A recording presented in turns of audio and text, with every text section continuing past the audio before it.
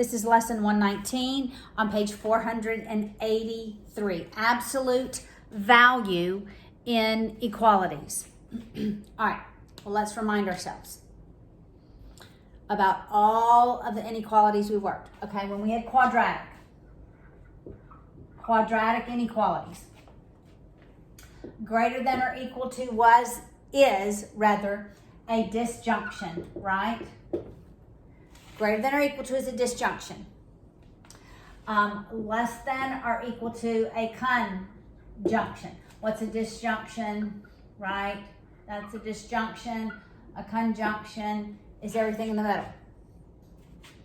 And we have worked absolute value inequalities, but we've had one term, right? We've had one term. Now here's what you need to remember. When I have an absolute value and it is greater than or equal to, it too is going to be a conjunction. Let's just say a number. We'll just say one. I was almost going to write the pound sign, the number sign, which is called hashtag now, right? That would be a disjunction, right? And less than would be a conjunction. But here's what you have to remember, all right? Let's say I had the absolute value of x greater than a negative number, or I had the absolute value of x less than a negative number. Like, these are two special cases. Anytime you have any form of absolute, it could be whatever's in the absolute, but the absolute value isolated on that side, greater than a negative number. It doesn't matter what I substitute for x, because when I take the absolute value, it's going to be a positive number. So we're going to have a positive number is greater than or equal to a negative number. That is always true. So the solution for this will be all reals. All reals. So absolute value greater than a negative number, all reals. Now, in this case, no matter what I substitute for x, the output's going to be a positive, because when I take the absolute value of anything, it's always going to be positive. Is there ever a positive number that's less than a negative number? Never. Never. This is the empty set. There are no solutions here. All right, do not forget this. I've seen it on a recent ACT test. And you might see it on a test, right? Okay. Now, we're going to have binomials inside the absolutes. And it's going to be in set notation. And I want you to work all of these not as integers, but as real numbers. Okay? So we're going to graph all reals. And these are one-dimensional. There's only one variable. So it'll all be on the number line. All right, so look at 119.1. It says we're looking for the solution set where x is an element of reals, right? Such that the absolute value of x minus 2 is less than 4. It's going to be a conjunction. That's what I'm expecting. Less than conjunction, greater than disjunction. All right, you can think of this. When it comes to a point at the absolute value, it's going to be together.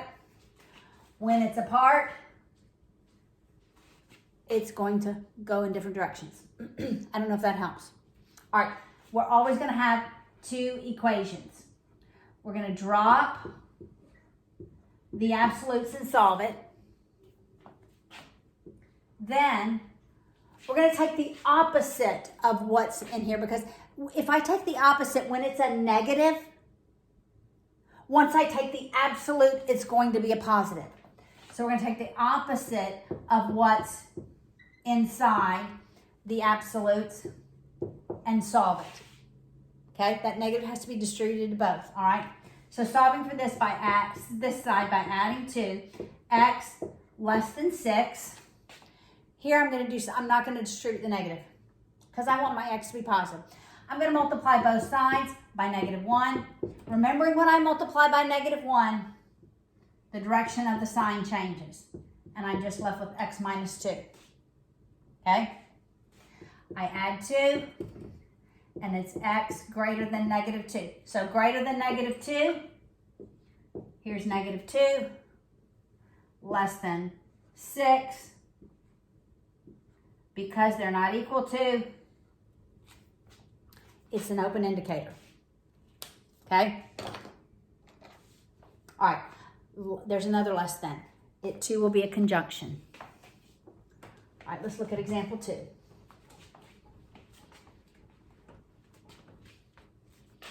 Example 2 is on the next page. Want to graph the set of solutions where x is an element of integers. I don't want to graph integers. I'm going to graph reals. Such that the absolute value of x plus 2 is less than or equal to 3. Okay? Remember the pattern. I just dropped my book. All right. First, you check and make sure.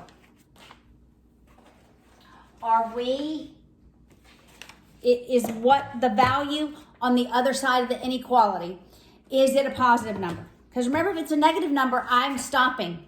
I'm not going any further, right? I'm stopping because then I'm going to decide, is it all reals or an empty set? But this is positive. So I drop the absolutes. X plus 2 less than or equal to 3. I take the opposite of what's in the absolute. Because if there's a negative number in the absolute, I pull it out, it's going to be a positive, right? We'll work on the right side. I'm going to multiply both sides by -1. When I do that, it becomes greater than or equal to -3. And it's just x plus 2. I subtract the 2 on both sides. I have x greater than or equal to -5. On this side, I subtract 2. I have x less than or equal to 1. So greater than or equal to -5, less than and are equal to 1. So here's -5, 0, 1. Because this is also equal to my indicators are solid. Okay? Less than a number. So this is how you want it. You want your absolute value less than some value. You don't want anything added to your absolute value on the outside of the absolute value signs. You don't want anything multiplied by it.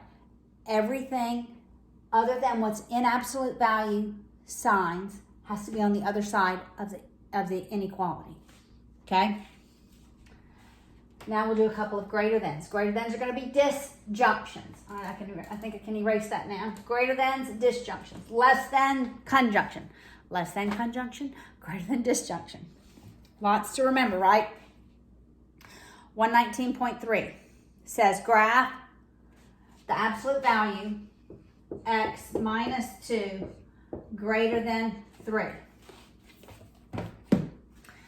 We drop our absolutes.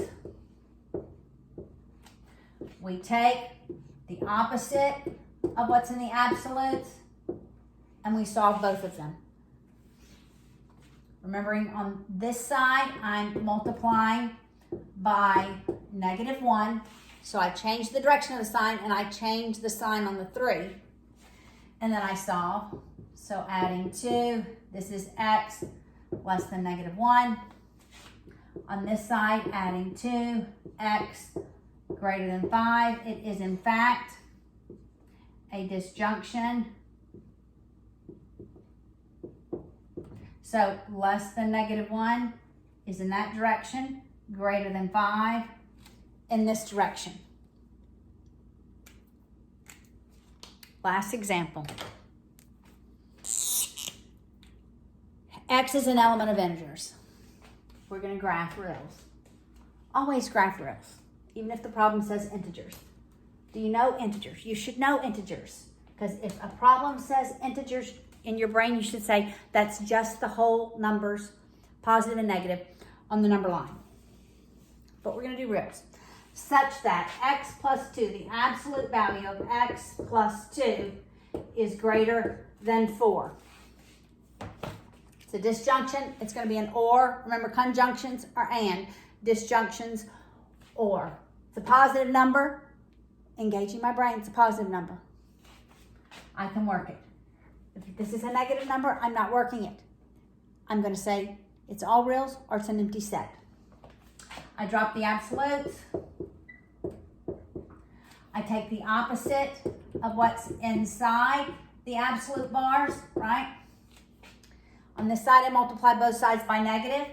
It ends up being x plus 2 less than negative 4. Subtracting 2 on both sides, x less than negative 6. Subtracting 2 on the left, x greater than 2. This is in fact a disjunction. X less than negative 6, but greater than 2. It's not equal to, so open indicators to the outside, open indicator to the outside. All right, that is lesson 119.